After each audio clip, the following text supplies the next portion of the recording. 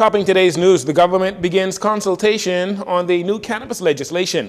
A man stabbed to death in the Royal Palm Street area on Wednesday night. The Minister of Social Services shares his views on the nation's abortion laws and the Department of Labor looking for young professionals to fill job vacancies.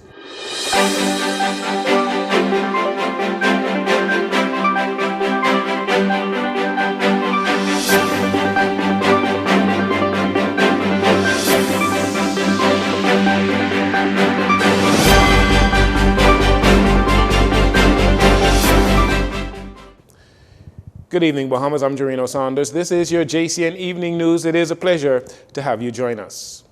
The Bahamas is one step closer to passing the much-discussed cannabis bill and legislation associated with it. Speaking at today's weekly press briefing at the Office of the Prime Minister, Attorney General and Minister of Legal Affairs, Senator Ryan Pinder, as well as Minister of Health and Wellness, Dr. Michael Dovell, gave detailed updates on the legislative framework. The framework will allow for the regulation of the cultivation of cannabis as an agricultural crop and allow for certain medical, scientific research and religious uses in the Bahamas. Here is Attorney General Pinder. Our consultation process to solicit feedback from Bahamians is already underway. We've been conducting a series of small sessions with organizations and interested constituents throughout this past week. We are making the legislation and the associated materials public in order to provide Bahamians detailed information ahead of broader public consultations that will occur next month. We have created a new website that will launch later today, www.cannabisbahamas.gov.bs, so that Bahamians can review, one, the full compendium of the legislation, which is comprised of 11 different bills, regulations, and orders, the presentation slides that we are using in our consultation sessions this week, the final report of the Bahamas National Commission on Marijuana, and fourthly, a CARICOM report, which provides a detailed overview of many of the relevant legal, economic, and health issues related to cannabis. Under the cannabis industry section of the Progressive Liberal Party's Blueprint for Change, one of the targeted goals set out is to ensure that all Bahamians have access to what the Attorney General refers to as a multi-billion-dollar industry. We are proposing, for example, all cultivation licenses must be 100% Bahamian owned. It is also a priority that these opportunities are accessible to many Bahamians, a priority that will be evident in the award of cultivation licenses and the provision of agricultural land that will be set aside for this specific purpose. The legislation also allows for doctors to prescribe cannabis for medicinal use, to relieve pain and suffering for cancer patients, those with multiple sclerosis, epilepsy, and other conditions. It's important to note only very specific medical conditions will qualify, and a prescription from a medical practitioner will be required. Doctors who wish to have this option for patients will be required to undergo specialty training. The decriminalization of small amounts of marijuana possession, less than 30 grams or 1 ounce, will also be implemented with the new legislation. The Attorney General explains, however, that there would still be a fine associated with possession of cannabis because possession outside of the scope of the new legislation would still be illegal. On the heels of a young man out on bail for at least 4 murders and several other serious offenses being gunned down in Sunset Park on Wednesday morning, police launched investigations into another homicide on Wednesday evening. A 49-year-old male has been arrested and is being questioned by police with reference to a stabbing incident which resulted in the death of a 43-year-old male of Royal Palm Street. Police say sometime around 8:18 p.m. on Wednesday, while in the area of Royal Palm Street, the victim he was involved in a physical altercation with another male who produced a knife and resulted in him being stabbed multiple times about the body.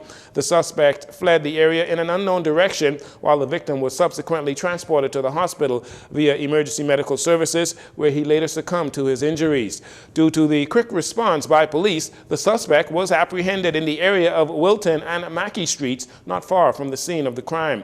There are confirmed reports that the victim in this stabbing incident is Ronnie Jean Charles, the man born in the Bahamas to Haitian parents, whose legal case had far-reaching implications for the country's immigration and citizenship laws. Investigations continue into this matter. Abortion has been a hot topic of discussion in the country following a 40-year-old mother being charged with aborting her 11-year-old daughter's baby after the child was raped by the mother's boyfriend. Minister of Social Services Obi Wilshcombe is weighing in on whether the government is minded to adjust the abortion laws. He says it is something we must think about instead of just reacting. The truth is, globally, other countries have had to take the same course of action, and they've had to make some decisions. It cannot be right if somebody is raped to have to endure the pregnancy. There has to be some issues, and we have to look at that. It's very difficult when you consider circumstances that could affect somebody's life forever. And we have to think about that because you're thinking about the 9-month period, if it lasts that long.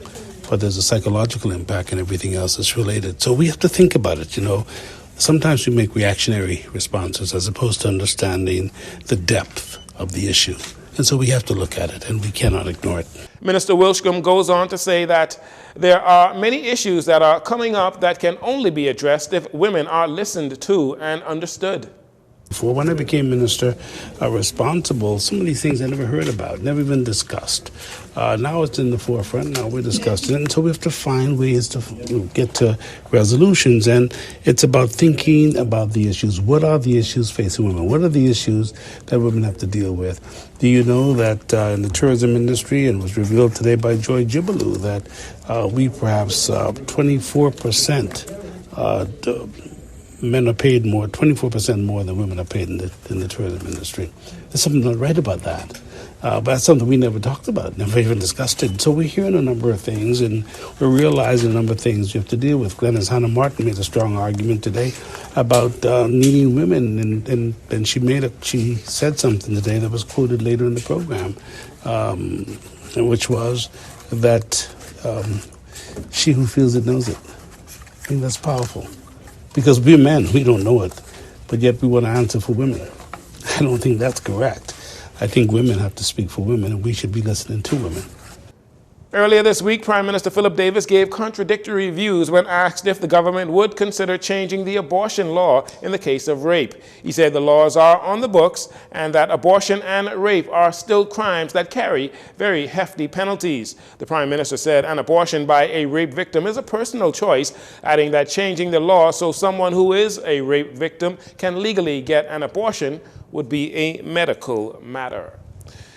This is your opportunity to find your career, as the Department of Labor on Wednesday announced the launch of its first ever registration drive for Bahamian professionals. The aim of the drive is to register all unemployed professionals as well as those seeking better employment opportunities. Sharing more about this initiative is Director of Labor Robert Fackerson.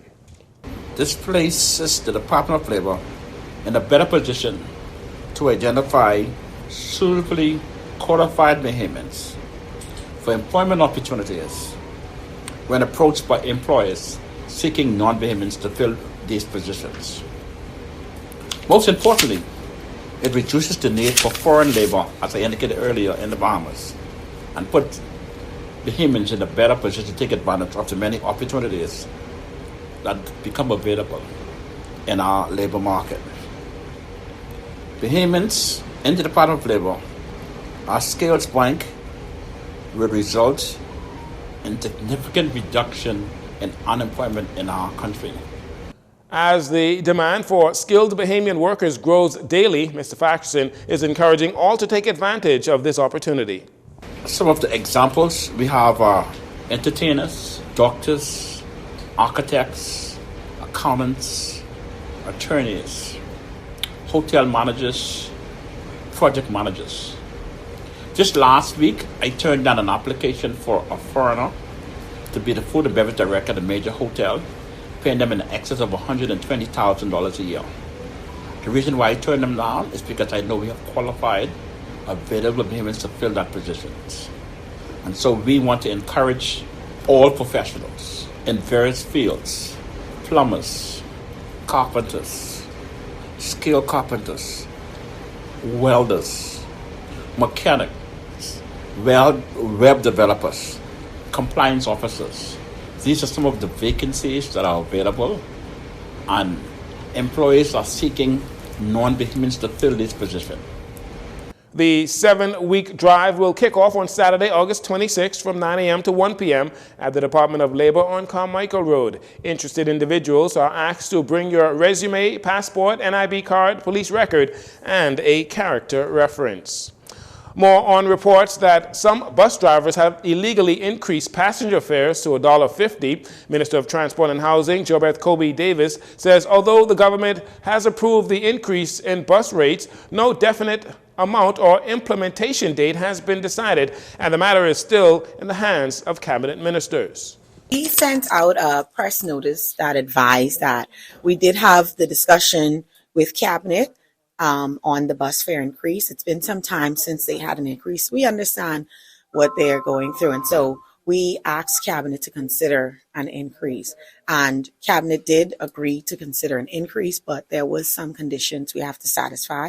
We have to have a little bit more conversations with the public, and so we're going to plan a few public town hall meetings where we would discuss in depth transformation of our busing sector, and then from there they will grant us an effective date for the increase to take effect. So it was just that we hadn't communicated an effective date, was not in place yet. And so we had to advise them. Some bus drivers have already gone ahead and raised their bus fares from $1.25 to $1.50. Minister Kobe Davis says this should not be the case, and members of the public can file a complaint with the busing tribunal. I've spoken to our acting controller, Moxie, and the tribunal are hearing matters, so persons can go there and lodge complaints and provide the details of which bus it was, because there should not be an increase in effect, and we notified that through press and through their union. When it does take place, the new bus fare would be gazetted and then the public notified on those increases. And finally, in this segment, the 13th Commonwealth Women's Affairs Ministers meeting is now in the history books, wrapping up on Wednesday evening at the Atlantis Resort with representatives from 56 small island states and small island developing states discussing equality towards a common future for women and girls. Minister of Social Services and Urban Development, Obi Wilscombe, says these meetings are the first steps towards change in the world. And it was so informative. We learned the commonalities. We learned the common issues that we face. And we heard recommendations, how do we get beyond? One thing that was very clear to us all is that we need a global effort to make a difference. And if we can, in fact, cause that to happen, we can make the change that's required and cause the true liberation of women in the global community. That is the objective. The objective is to ensure that we get to that place where women globally are liberated, where women with disabilities are treated equally as any other person, where women and girls don't have to worry about the violence. What do we do and how do we do it? We have to think about women in business, women taking leadership roles, not only in politics, because we have a tendency to believe it's just politics. It's women in business globally, it's women in trade. In fact, we heard some statistics today about women in trade. How do they get involved? And then we heard some wonderful initiatives from the Commonwealth Secretariat that we are going to adopt and we're going to bring into fruition here in the Bahamas. Secretary General of the Commonwealth of Nations, Patricia Scotland, congratulated the Bahamas on hosting an amazing event. She went on to confirm commitments made in the meeting by all countries. How you build gender-sensitive policies. How do you implement gender-appropriate responses? And the Commonwealth have produced a number of training materials and templates, toolkits in order to assist our member states. We've also created an assessment, the economic assessment for domestic violence to help our member states. And we've created the Commonwealth Climate Finance Access Hub to try and get money into the hands of our member states in a way that will make the difference. And with just $6 million, the Commonwealth has already delivered $310 million into the hands of our member states, and there's another $500 million in the pipeline. Asked when the public can see results from the meeting come to fruition, the Secretary General says the work begins now. Well, the roadmap is now being populated. We're looking at the needs of all of our countries, doing an audit of what they already have, and then doing a gap analysis to say, okay, this is what you need, this is what you have, how do we fill the gaps and by when?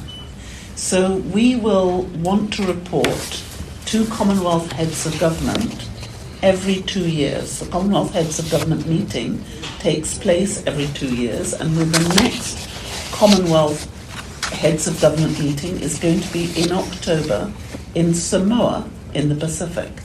So we will be preparing a roadmap from now until October 2024.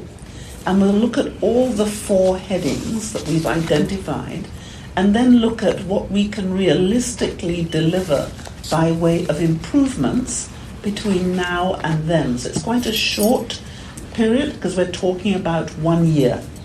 So we will be looking at 3 months, 6 months, 9 months, 12 months, looking at the fact that we've made a commitment in the Secretariat to equalise the law. The next Women's Affairs Ministers meeting is expected to be hosted by one of the Asian Commonwealth countries. Until then, the Bahamas will remain the chair. We'll take a break here. We'll be right back after these commercials.